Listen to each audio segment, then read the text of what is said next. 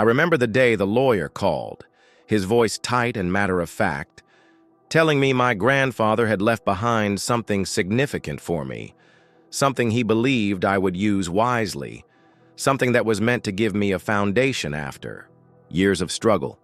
I was 23, juggling 2 part-time jobs, crashing on a friend's couch, eating cheap noodles most nights, and using duct tape to keep the sole of my only pair of work shoes together. That call felt like oxygen in the middle of drowning. I cried quietly in the bathroom at work, one hand on the stall wall, the other clutched over my mouth, not from greed, but from the sheer weight of someone finally believing in me enough to leave something behind. But that joy never had a chance to bloom. The next time I saw my parents and older brother, they were all strangely warm. My father brought me coffee, which he hadn't done since I was 12. My mother smiled too wide and kept touching my hair, calling me baby like she hadn't hurled that word as an insult for years. My brother, always distant and dismissive, was suddenly full of brotherly advice, telling me how we should invest together and think long-term. I knew then something was off, but I had no idea how quickly and precisely they would destroy me. The will had a clause that none of us had expected. Though the money was intended for me, it was to be managed in trust by my closest blood relatives until I reached 25. My grandfather had trusted them.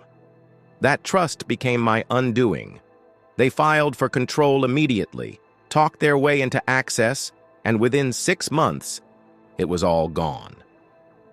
They sold off the old farmhouse I had dreamed of fixing up, liquidated investments I'd never even seen, and told me it was for the best. When I protested, my brother shouted that I didn't understand how money worked. My mother told me she couldn't believe how selfish I was being, and my father simply shook his head and muttered, just like always, never grateful. I ended up in a shelter the following winter, wearing a coat with a broken zipper, and praying no one from my old high school would recognize me. I worked night shifts in a diner and took online courses during the day, swallowing bitterness and the betrayal like rusted nails. No one checked in. No one helped. My mother blocked me when I asked for just a small loan for a deposit on a room. My brother posted pictures on social media from Bali with captions like, "Grind never stops," while wearing a Rolex he'd bought with money that was meant to keep me safe. It took me 5 years. 5 years of clawing my way back to something, like stability. I started a small design firm from a corner in a shared apartment, built it out of sheer sleepless nights and grit. When the first big client signed, I sobbed so hard, I nearly threw up. I met Elijah, my now husband, during one of those long nights at a print shop. He was there fixing a machine and made me laugh when the power cut. He saw me, not as broken or poor or inconvenient, just me. When we got engaged, I kept the circle small. I didn't send an invitation to my family. They found out anyway, through an article in a local magazine featuring our firm and mentioning the upcoming wedding. Suddenly, they were back. Suddenly, I was darling girl again. I opened my inbox one morning to messages from my mother with subject lines like, "Can we talk?" and "So happy for you." She sent a photo of her trying on dresses. My brother texted asking if he could give a speech. He wanted to share how proud he was of my journey. My father emailed Elijah directly, calling himself the father of the bride. The rage that burned in my stomach was so sharp it felt like metal. I hadn't heard from them in 4 years. 4 years of silence when I was sleeping in my car. 4 years of empty birthdays and holidays spent watching other families smile from behind windows I cleaned for cash. And now they wanted to walk me down the aisle like nothing had happened. I never responded. Not once. Not even to say no. The venue was an old greenhouse-turned-reception hall tucked behind a garden estate, wrapped in ivy and quiet glass, the kind of place I used to imagine when I was small and hiding under tables during my parents' fights. I chose it not for the glamour, but because it felt like me, rebuilt, repurposed, soft and blooming in a way that once seemed impossible.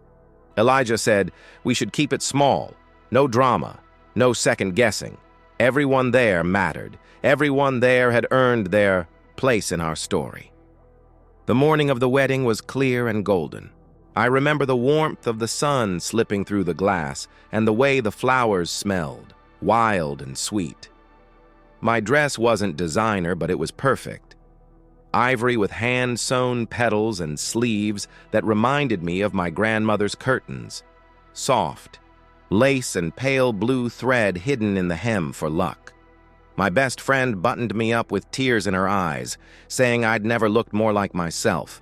I didn't see them arrive. Elijah did. He was inside checking the seating chart when he noticed 3 names that weren't on it.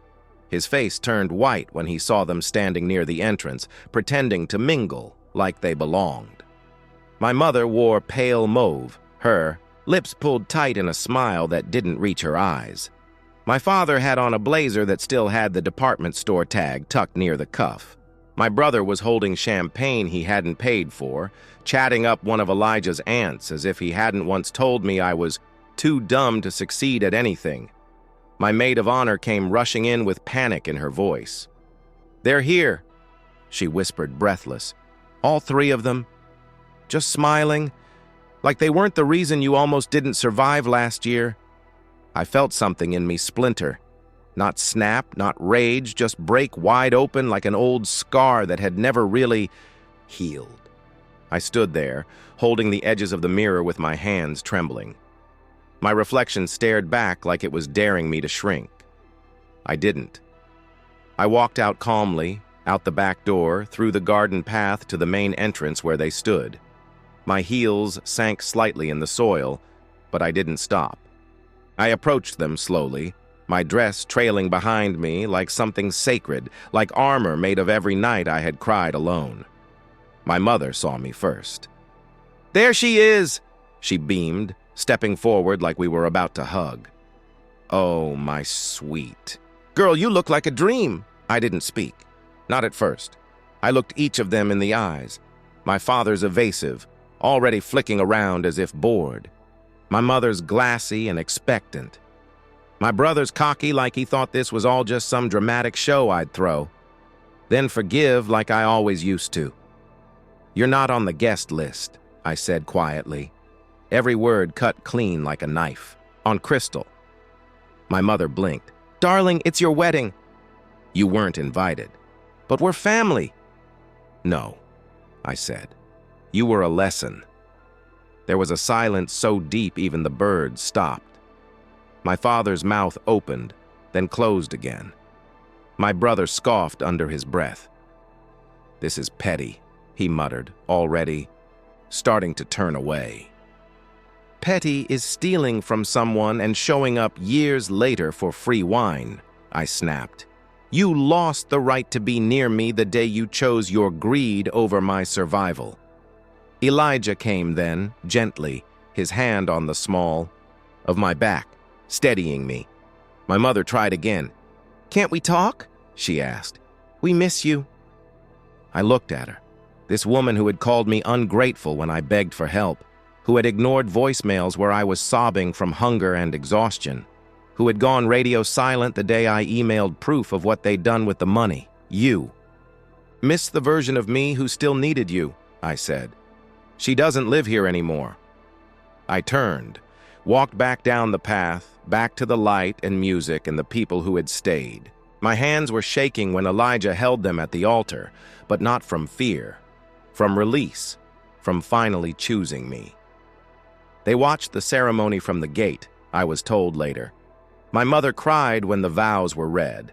My brother paced. My father left halfway through, but I didn't look back once. The ceremony was like walking through a dream I'd stitched together thread by fragile thread. Every face I passed on the way to the altar was someone who had stood beside me when I had nothing. My college roommate, who used to split meals with me when we had only $10 for the week. My former manager, who once let me sleep in the back of the cafe when I had nowhere else to go. My best friend, who had read every job application I wrote at 3 a.m. and told me my future was still waiting, even when it felt like it had slammed its door in my face. And then there was Elijah. He didn't just fall in love with the person I am. Now, he loved the jagged, half-broken version of me too, the one who used to wake up gasping from nightmares about being left behind. He held me through panic attacks, through nights where I flinched at kindness because it felt so unfamiliar. He once told me that pain had made me strong, but love would make me whole. Our vows weren't rehearsed. We spoke from the marrow of our lives. I told him he was the first place I had ever felt safe, that loving him was like learning to breathe after years underwater. He told me he'd never met anyone who had walked through fire and still looked at the world with open hands. He promised to never let go. When we kissed, people cheered. I heard someone sob. The greenhouse was full of light, the kind that catches on the edges of things and makes everything shimmer. Later at the reception, I laughed in ways I hadn't in years. The kind of laugh that shakes your ribs loose and reminds you you're still alive. Elijah spun me on the dance floor until I couldn't tell if it was the lights or the joy making everything blur. Our cake had crooked layers but tasted like clouds. The playlist was a mix of old soul and ridiculous pop, and at one point everyone was singing "I Wanna Dance with Somebody," off-key, barefoot, sweaty, and unfiltered. That's when I saw her, my mother. She was standing outside the glass wall of the greenhouse behind the vines. I only noticed because I caught her reflection in a mirror across the room.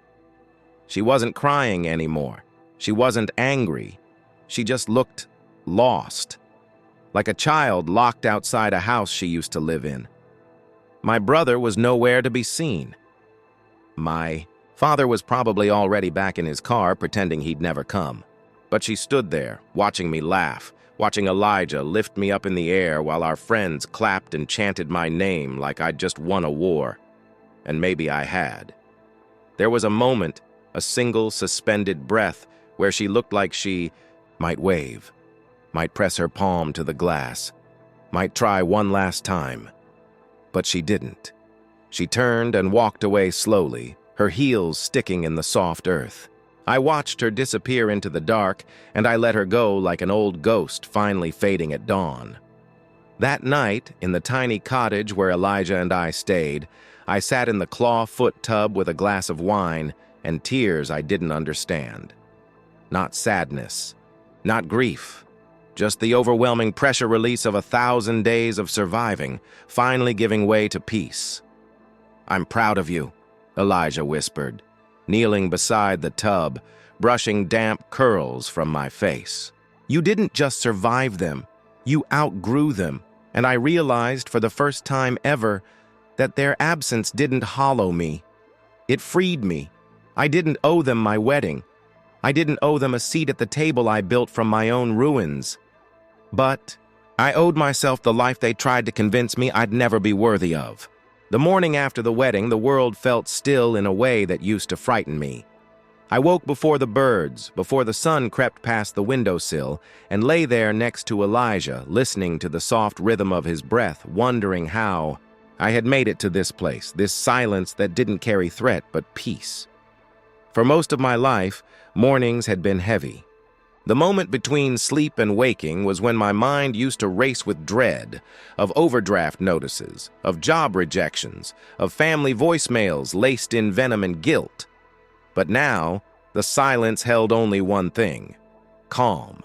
I wasn't waiting for the sky to fall. I wasn't running anymore. There were messages on my phone. The first was from my mother. She had texted me sometime after midnight. "I'm sorry. We didn't know how much we hurt you. We just thought maybe this wedding could fix things." The second came from my brother. "It was a beautiful ceremony. No hard feelings. Maybe we can talk now?" The third, hours later, was from my father. Just one sentence: "I hope you'll forgive us someday." Each message sat on the screen like a small stone, and I stared at them, not with the ache of a daughter wanting her family back, but with the detachment of someone who had finally learned how to bury the dead properly. Forgiveness is not a door they get to walk through just because I've healed. It's not an invitation to return to a life they shattered. Forgiveness, for me, looked like not replying. It looked like deleting the messages without ceremony. It looked like getting up, wrapping myself in a white robe, and stepping outside to let the sun kiss my face while Elijah made coffee inside. Later that week, I sat with my lawyer to finalize the last steps of something I'd quietly started 6 months before. A foundation in my grandfather's name. A grant fund for young adults who'd been cut off, abandoned, or robbed of their start. It wouldn't erase what had happened to me, but it would make sure my story wasn't just a wound, it would be a door. One of the board members asked if I wanted to include a note on the website, a personal message. I thought for a long time. And then I wrote, "To anyone told they'd never make it without the people who broke them, your survival is already proof they were wrong. Keep building, keep blooming. They'll knock one day. You don't have to answer." A year passed. Then another. I didn't hear from them again for a while, until the next message came. It was from a cousin I barely knew, forwarding a link. My brother had been arrested in a real estate scam. My parents had filed for bankruptcy. The empire they'd built on lies and stolen things was collapsing, and still, I felt nothing but distance. Not satisfaction, not cruelty, just the quiet knowing that karma isn't revenge. It's the mirror no one can escape. When Elijah and I bought our first home, he let me choose the door color. I picked deep green, the color of renewal, of things regrown. We planted a magnolia tree in the yard. It had taken root quickly, its branches reaching up like it remembered every storm and still chose to bloom. And every spring when it flowers, I sit on the porch and smile. Not because I won, but because they lost the chance to know the person I became, and I will never open that door again.